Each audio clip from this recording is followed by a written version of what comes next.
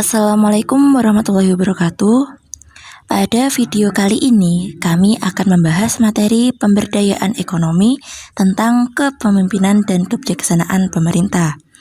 Sebelumnya, perkenalkan, kami dari kelompok 6 mata kuliah pemberdayaan ekonomi, kelas ekonomi syariah 3B, IAIN Tulungagung. Pemateri dari video kali ini yaitu Dewi Hanifah, Titi Rohadatul Ais, Dias Mahesti, Sinta Fatmala, dan Dwi Novitasari. Pembahasan kami tentang kepemimpinan dan kebijaksanaan pemerintah terdiri atas 1. Good governance dan sense of crisis. 2. Berutang pada rakyat. 3. Moralitas. 4. Memilih pemimpin rakyat. Dan yang terakhir, sinergisme dalam meningkatkan sumber daya manusia. Materi yang pertama tentang good governance dan sense of crisis. Secara sederhana, governance adalah proses pembuatan keputusan dan implementasiannya. Governance berkaitan dengan upaya untuk mewujudkan good governance pada tingkat birokrasi. Pada kata governance dan good government dapat menunjukkan satu kalimat, yaitu good governance, yang artinya upaya untuk mewujudkan pemerintahan yang bersih dan berwibawa. Cara mewujudkan pemerintahan yang bersih dan berwibawa adalah adanya kemauan yang kuat pada cara untuk mengubah dan memperbaiki kekurangan yang dimiliki oleh suatu negara dan pemerintahan. Selain itu, adanya komitmen politik yang tegas dan jelas dari pemerintah. Governance dapat dikelompokkan menjadi 3 kategori atau ranah. Yang pertama dari ranah negara atau tata pemerintahan, yang kedua dari ranah sektor swasta atau dunia usaha, dan yang ketiga dari ranah masyarakat. Jadi, good governance adalah tata pemerintahan yang bersih dan berwibawa. Tata pemerintahan yang bersih dan berwibawa adalah tata pemerintahan yang menaati hukum, menghormati hak asasi manusia, menghargai nilai-nilai dasar yang dianut oleh masyarakat, membangun fasilitas yang dapat menumbuhkan ekonomi masyarakat, bersikap egaliter, dan menghormati keragaman. Karakteristik good governance atau pemerintahan yang bersih dan berwibawa adalah 1. Setiap warga negara memiliki kebebasan untuk berpendapat. Yang kedua, melaksanakan penegakan hukum secara adil. Yang ketiga, transparansi terhadap informasi. Yang keempat, memiliki daya tanggap yang tinggi. Yang kelima, sebagai perantara kepentingan yang berbeda untuk memperoleh pilihan terbaik dari suatu kebijakan atau prosedur. Yang keenam, setiap warga negara memiliki kesempatan untuk mensejahterakan kehidupannya. Yang ketujuh, efektivitas dan efisiensi perencanaan. Yang kedelapan, adanya tanggung jawab dalam membuat keputusan. Dan yang kesembilan adalah memiliki visi yang strategis. Jika suatu negara tidak melaksanakan atau menerapkan good governance, maka dapat berakibat terjadinya suatu krisis, contohnya pada krisis ekonomi. Dari kondisi seperti itu, jadi dibutuhkan adanya kesadaran dari semua pihak untuk menanggulangi adanya permasalahan tersebut. Secara sederhana, sense of crisis muncul karena keadaan di mana krisis menghendaki adanya kesadaran dari semua pihak untuk dapat menanggulanginya atau memperbaikinya. Jadi, dapat dikatakan bahwa sense of crisis adalah kesadaran yang dimiliki oleh semua pihak adanya suatu krisis yang terjadi. Selanjutnya yaitu berutang pada rakyat. Upaya pemerintah dalam memberikan pelayanan yang terbaik masih jauh dari harapan, karena masih banyak yang harus dibenahi dari berbagai aspek masyarakat. Cita-cita dalam mewujudkan masyarakat adil dan makmur masih memerlukan perjuangan yang panjang. Reformasi pada tatanan ekonomi, politik, sosial, dan budaya masih menyisakan berbagai persoalan penting yang tak kunjung berakhir. Oleh karena itu, berbagai kegagalan dan ketidakberesan dalam mengatur negeri ini harus kita cermati lebih lagi. Suatu hal yang perlu diingat bahwa kesadaran dan kesungguhan seluruh komponen masyarakat untuk mencapai kemajuan tidak boleh diabaikan. Oleh karena itu, pemerintah dunia, usaha dan rakyat harus selalu berinteraksi untuk mencapai cita-cita negeri. Namun, masih banyak masyarakat yang perlu disentuh agar mereka dapat tumbuh berkembang serta menjadi masyarakat yang mandiri dan mampu bersaing.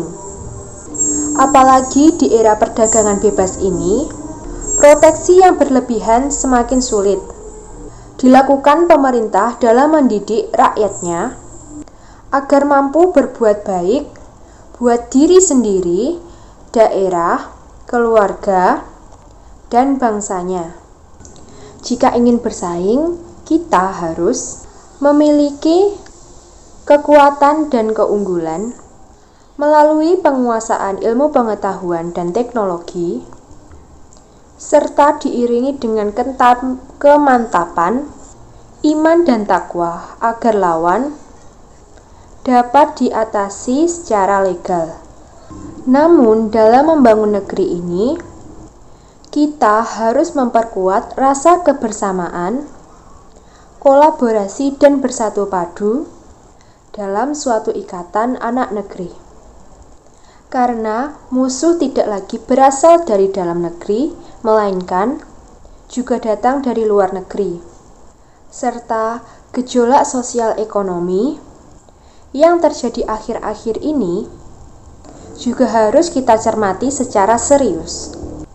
Karena pemain-pemain yang andal di belakang layar tidak mustahil akan menengguk air keruh.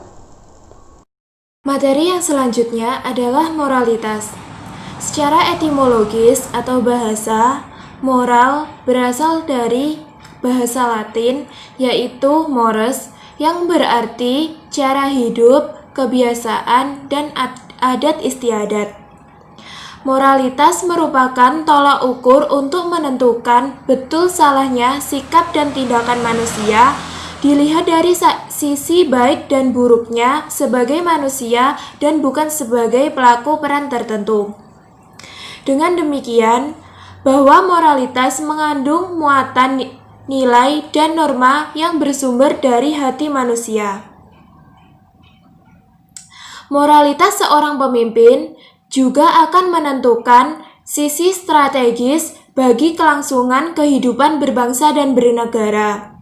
Seorang pemimpin berada pada garis terdepan dalam mencapai tujuan, sehingga seorang pemimpin harus memiliki moral yang baik, komitmen, dan tanggung jawab. Tidak hanya memiliki kapasitas, kapabilitas, dan intelektual saja. Aspek moralitas yang lainnya dalam kepemimpinan adalah moralitas birokrasi. Aparatur negara perlu terus dibina agar aspek mentalitas selalu dikedepankan dalam menjalankan tugas-tugasnya. Sehingga nantinya kasus-kasus seperti korupsi, pungli, dan berbagai bentuk penyimpangan dapat hilang. Oleh karena itu, diperlukan pemimpin yang memiliki moralitas yang mampu mengangkat harkat dan martabat masyarakat yang tertindas kemiskinan, kebodohan, dan ketertinggalan. Mengutamakan aspek moralitas adalah landasan utama agar terhindar dari perbuatan yang tercela seperti menghalalkan berbagai cara untuk meraih kesuksesan. Permasalahan moralitas dalam dunia bisnis dihadapi oleh seluruh negara. baik negara berkembang maupun negara maju, namun akan memiliki fokus permasalahan yang beda. Dalam negara yang maju, permasalahan moralitas bisnis terfokus pada bagaimana dunia bisnis modern memenuhi hak dari individu dan stakeholdernya. Seperti bagaimana cara memenuhi kontrak, menepati perjanjian, menghindari kecurangan atau penipuan, memaksakan kehendak, dan sebagainya. Sementara itu, dalam negara berkembang, fokus permasalahannya adalah terhadap pelanggaran moralitas seperti KKN. Moralitas dan etika bisnis yang terjadi di lingkungan internal dan eksternal perusahaan juga harus ditegakkan. Dengan demikian, tidak akan ditemuinya usaha skala besar yang akan mematikan usaha skala kecil. Selain itu, permasalahan yang sering terjadi adalah upaya untuk melahirkan kroni-kroni dan sindikat kekuasaan karena kesamaan etnis dan kepentingan. Karena hal itu, akan banyak tenaga ahli yang tidak mendapat tempat dalam bisnis atau birokrasi. Pembahasan selanjutnya adalah memilih pemimpin rakyat. Pesta demokrasi atau pesta memilih pemimpin baru suatu negara selalu saja dikatakan demokrasi. Walaupun ada indikasi terjadinya kecurangan, politik, uang, dan segala bentuk maupun segala bentuk kompensasi lainnya. Seseorang pemimpin harus siap, matang, serta mau berkorban secara moral maupun material. Trias politika yang diajarkan untuk mewujudkan iklim demokrasi yang hakiki belum dapat diraih secara sempurna. Artinya, kalaupun otonomi daerah sudah berjalan, tetapi keharmonisan antara pihak eksekutif, legislatif, dan yudikatif sebagai pengendali negeri belum berjalan searah. Contohnya masih terus saja ada perdebatan mengenai persoalan-persoalan tertentu yang saling menjatuhkan antar lembaga. Kemudian, sehingga memilih pemimpin pada hakikatnya memilih makna strategis karena menyangkut masa depan rakyat. Sinergisme dalam meningkatkan sumber daya manusia. Salah satu faktor terpenting dalam memacu laju pembangunan yaitu meningkatkan kualitas sumber daya manusia. Jika dilihat dari angka-angka tingkat pendidikan, sebagian besar masih berpendidikan SD ke bawah, sehingga perlu suatu terobosan baru agar masyarakatnya minimal dapat mengenyam pendidikan SMA dan seterusnya. Hal ini terkait dengan kualitas proses pendidikan yang diselenggarakan selama ini, baik dari aspek internal maupun eksternal. Untuk menaikkan angka-angka tingkat pendidikan tersebut, diperlukan suatu konsep yang jelas dan sinergisme antar pihak terkait, baik dari pemerintah maupun masyarakat pada umumnya. Di negara maju, sumber daya manusia menjadi prioritas utama dalam pembangunan pendidikan. Sumber daya manusia dipandang sebagai pilar utama infrastruktur yang mapan di bidang pendidikan. Kondisi ini berbeda dengan pendidikan di Indonesia yang dihadapkan pada persoalan penyediaan sumber daya manusia. Adanya ketidakcocokan dan ketidaksepadanan antara output di semua jenjang pendidikan dengan tuntutan masyarakat dalam dunia kerja adalah suatu contoh pekerjaan rumah bagi dunia pendidikan di Indonesia yang harus segera dibenahi. Pendidikan masih lebih memperlihatkan sebagai suatu beban dibanding sebagai suatu kekuatan dalam pembangunan. Masalah gedung dan fasilitas belajar lainnya seperti kurikulum, kualitas tenaga pengajar, manajemen pendidikan, dan pendidikan siap pakai terus menjadi perbincangan, apalagi melihat banyaknya lulusan yang tidak bekerja karena terbatasnya kesempatan kerja yang tersedia. Output lembaga pendidikan dalam negeri masih tertumpu untuk menjadikan anak didik sebagai pegawai negeri sipil, sementara upaya menjadikan mereka wirausahaan baru mulai dirintis. Idealnya seberapa banyak anak didik yang menamatkan pendidikan, sebanyak itu pula lowongan pekerjaan tersedia. Nah, masalah ini akhirnya melahirkan pengangguran yang terus-menerus menjadi pemikiran kita sepanjang masa. Melahirkan manusia produktif, inovatif, dan kompetitif bukanlah pekerjaan yang mudah karena berhubungan dengan sistem pendidikan yang diterapkan, termasuk interaksi lingkungan yang mempengaruhinya.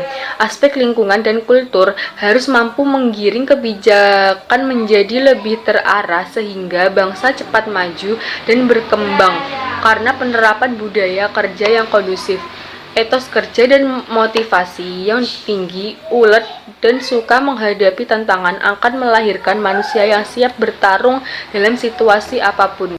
Selain itu, dunia swasta harus mulai membantu pemerintah menciptakan lulusan yang berkualitas, menciptakan kualitas sumber daya manusia yang andal tidak lagi menjadi beban pemerintah semata, tetapi juga di tangan dunia usaha dan masyarakat pada umumnya. Lalu, orientasi pendidikan profesional ialah agar mampu memenuhi kebutuhan pasar kerja yang tersedia dengan memanfaatkan potensi yang dimiliki oleh semua pihak. Wajib belajar 9 tahun seharusnya dilanjutkan menjadi program prioritas agar kualitas sumber daya manusia semakin membaik. Karena menuntut ilmu itu wajib hukumnya, maka upaya yang dilakukan tidak boleh berhenti sampai kapanpun. Demikian video pembelajaran yang dapat kami sampaikan. Semoga bermanfaat, dan jika ada pertanyaan atau adanya kesalahan materi yang kami sampaikan, silakan tulis di kolom komentar. Terima kasih. Wassalamualaikum warahmatullahi wabarakatuh.